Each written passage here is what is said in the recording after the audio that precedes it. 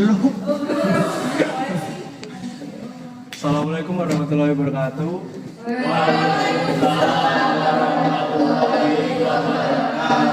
Selamat siang semuanya. Perkenalkan, nama saya Alfian Sugeng Grayana. Di sini saya akan memaparkan apakah vape itu lebih sehat dibandingkan rokok. Nah, rokok dan vape itu sangat mudah ditemukan di masyarakat ya, karena banyak toko-toko kelontong serta vape store itu sudah merata di segala wilayah Nusantara gitu. Nah, lalu banyak remaja dan orang dewasa yang menggunakannya. Nah, banyak remaja di sini karena tidak ada regulasi yang tetap di rokok dan vape, itu mempengaruhi para remaja untuk menggunakannya, serta para oknum di vape store itu atau pekerjanya itu memperbolehkan para remaja untuk membeli produknya dan menggunakannya. Lalu, vape awalnya diciptakan untuk alat sebagai substitusi pengganti rokok.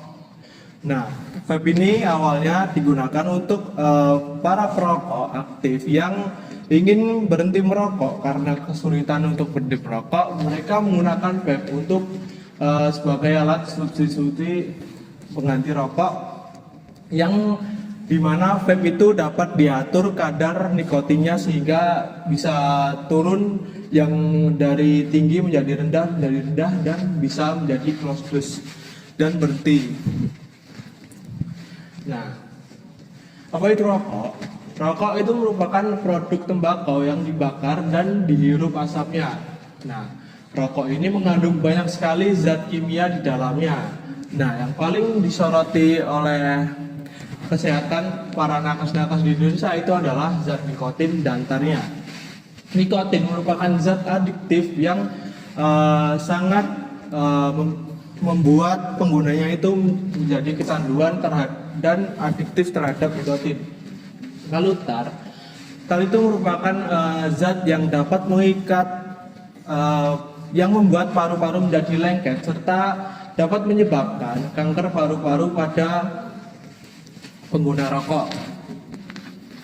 Lalu, apa itu vape?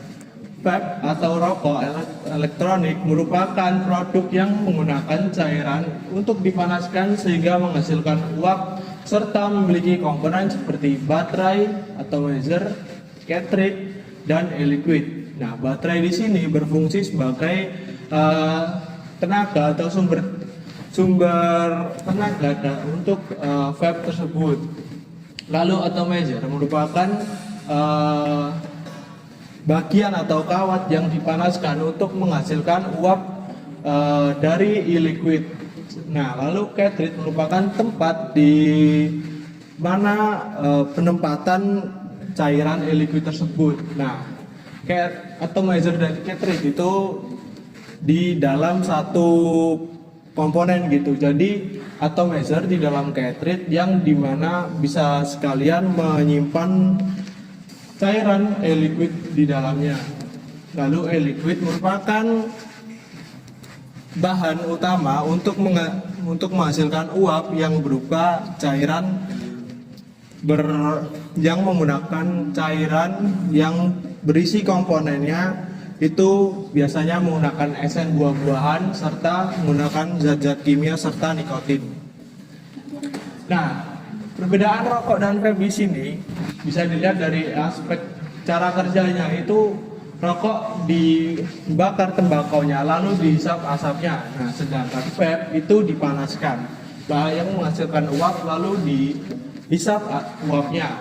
Nah, lalu bahan utama dari rokok itu adalah tembakau. Nah, sedangkan vape itu liquid. Hasil yang rokok itu menghasilkan asap serta vape itu menghasilkan uap. Nah, kandungan di dalam rokok itu mengandung nikotin dan tar. Sebenarnya banyak zat-zat lainnya, ratusan bahkan ribuan zat lainnya, tapi yang sangat mempengaruhi atau sangat berbahaya itu nikotin dan tarnya. Nah, sedangkan vape itu hanya mengandung nikotin dan tidak mengandung tar.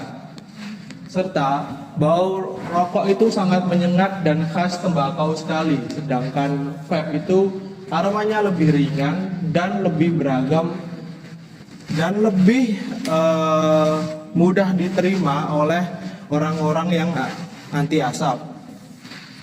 Nah, dampak rokok bagi kesehatan.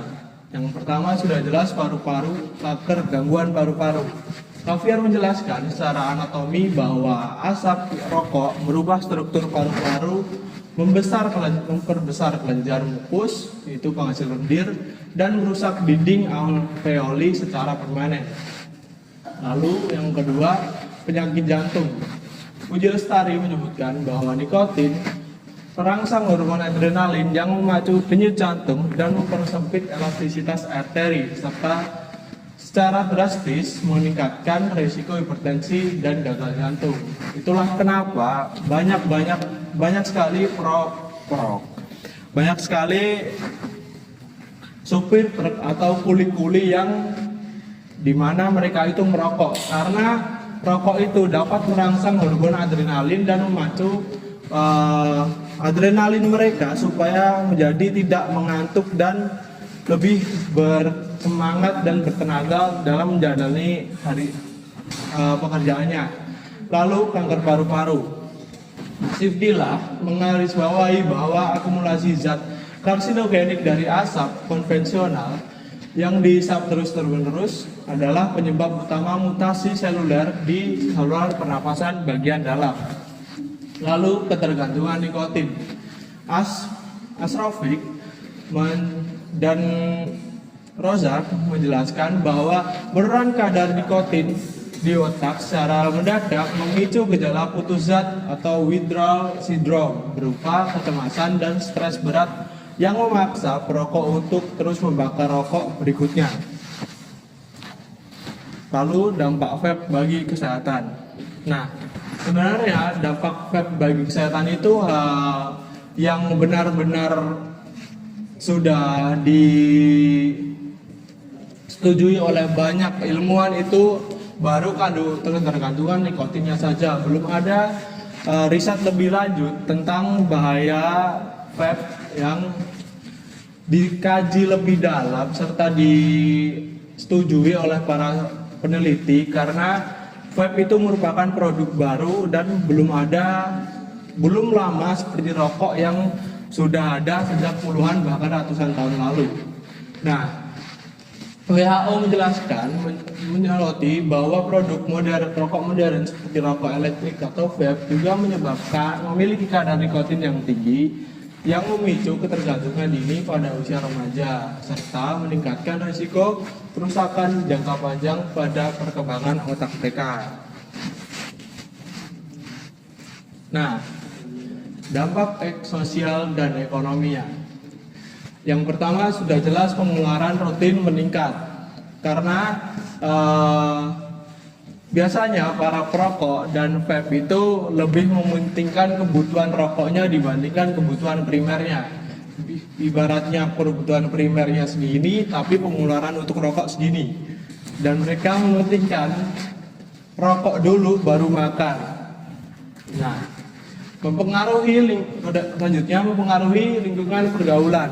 Nah, dalam lingkungan yang dimana satu circle itu adalah perokok, lalu ada orang baru yang ikut bergabung dalam circle itu, maka satu individu ini akan cenderung menjadi perokok karena mengikuti pengaruh lingkungan di circle-nya. Lalu yang ketiga, memberikan dampak negatif bagi kesehatan orang di sekitar. Nah, banyak perokok itu yang tidak bermartabat. Nah, karena mereka merokok di tempat umum dan di sana banyak anak-anak serta ibu-ibu. Nah, itu akan memberikan dampak yang sangat signifikan terhadap anak-anak dan ibu-ibu yang sedang hamil jika ada orang yang merokok di sekitarnya. Karena perokok yang bermartabat biasanya akan memilih tempat untuk merokok dan menghindari menghindari resiko menyebarkan penyakit terhadap orang lain gitu. Lalu mitos dan faktanya. Nah, vape itu tidak berbahaya, itu mitos. Nah, faktanya vape tetap memiliki resiko terhadap kesehatan karena mengandung zat nikotin dan zat kimia lainnya. Sama halnya dengan rokok, vape itu memiliki kadar nikotin yang kalau tidak diatur dosisnya akan sangat tinggi sekali dan menyebabkan kecanduan. Maka penggunaan produk vape itu tidak dapat terlaksanakan dengan baik yang seharusnya sebagai alat substitusi pengganti rokok. Lalu, rokok dan vape membantu menghilangkan stres. Itu mitos. Faktanya, efek tenang yang dihasilkan merupakan sugesti dan bersifat sementara. Karena setiap hisapan dan hirupan itu adalah sebenarnya